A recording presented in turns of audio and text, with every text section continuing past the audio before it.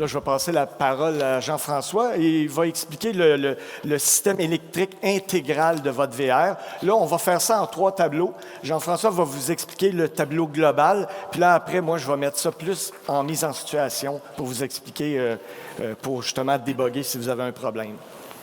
Jean-François. C'est sûr qu'il y a plusieurs d'entre vous qui l'utilisent en boondocking. Okay? Donc, quelque part, Stéphane va couvrir la partie quand on est juste en 12 volts. Parce qu'en boondocking, vous êtes en 12 volts avec l'inverter ou avec la génératrice.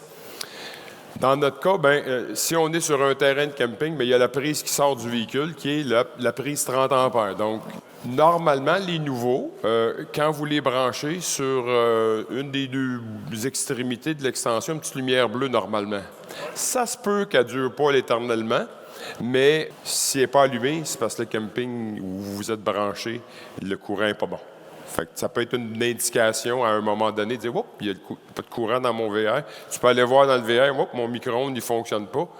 Ou peut-être qu'il fonctionne parce qu'on a oublié le piton de l'inverter. Là. Mais sinon s'il n'y a pas de lumière dessus, il y a un problème généralement à la source qui est le poteau du camping. Et de là, ça s'en va au protecteur de surcharge, qui est le EMS. Le EMS, il est en dessous d'un banc, il est en dessous d'une armoire, il est en dessous d'un lit pour ceux qui ont des corner beds. Il faut le trouver. Et généralement, tout ce qu'on voit, c'est ce petit carré-là ici. Et les instructions, si vous voyez E0 sur le petit écran lumineux, vous avez du courant normal. Si jamais il y a des problèmes, la polarité renversée, on voit ça souvent sur des terrains de camping qui ont été organisés par les propriétaires du camping ou par le beau-frère qui est électricien à temps partiel. La polarité inversée, ça veut dire que si vous arrivez sur votre véhicule puis vous tripez, vous prenez un choc. Ça veut dire que la polarité est inversée et à ce moment-là, ça amène des problèmes. Probablement que le EMS va vous le couper. Et là, vous autres, vous ne le verrez pas, mais si vous avez un détecteur comme ce que Luc tient dans ses mains, ça va vous le dire si vous n'avez pas de EMS comme ça.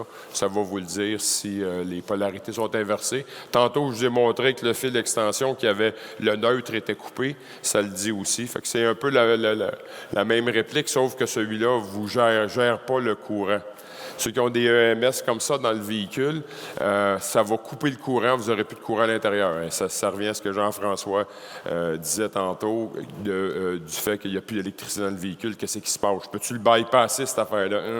T'as un trouble avant, là. Donc, le courant passe du poteau du camping, il s'en va dans l'EMS, ils vont le gérer. Techniquement, il s'en va dans le transfer switch. Le transfer switch, c'est une espèce de bidule avec des relais à l'intérieur qui fait en sorte que lorsque vous êtes branché, le courant rentre dans le véhicule.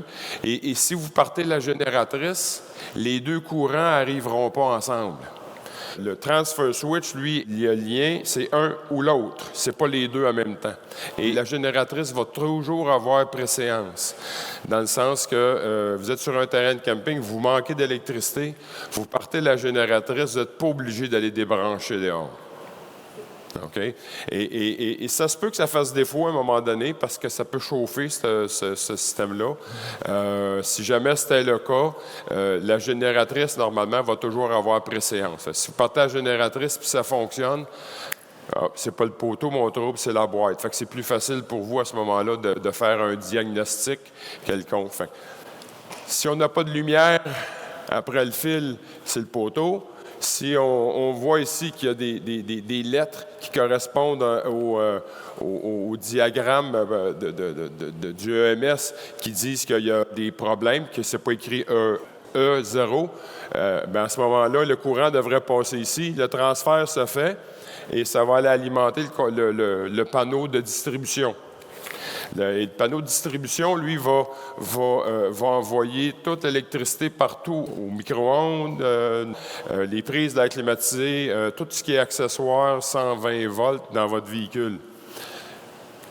Sur certains modèles, du panneau électrique, il va aller alimenter l'ondulateur et l'ondulateur va aller recharger les batteries.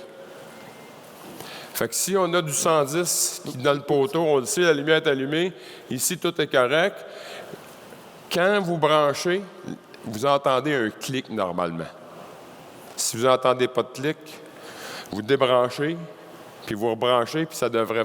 Si ça ne fait pas de clic, ça se peut qu'il y ait un problème ici. Si vous partez votre génératrice, puis ça fonctionne, le courant va passer dans le panneau à ce moment-là. Comment faire le diagnostic, ça en est un. Et naturellement, une fois que vous avez le courant rentré dans votre véhicule, qui a alimenté vos prises et vos disjoncteurs 120 volts, ça va retourner dans la batterie et la batterie, elle va ramener l'électricité dans toute la partie fusible et alimenter tous vos accessoires à l'intérieur. Si vous désirez recevoir d'autres informations, abonnez-vous à notre chaîne YouTube. Merci et bon camping!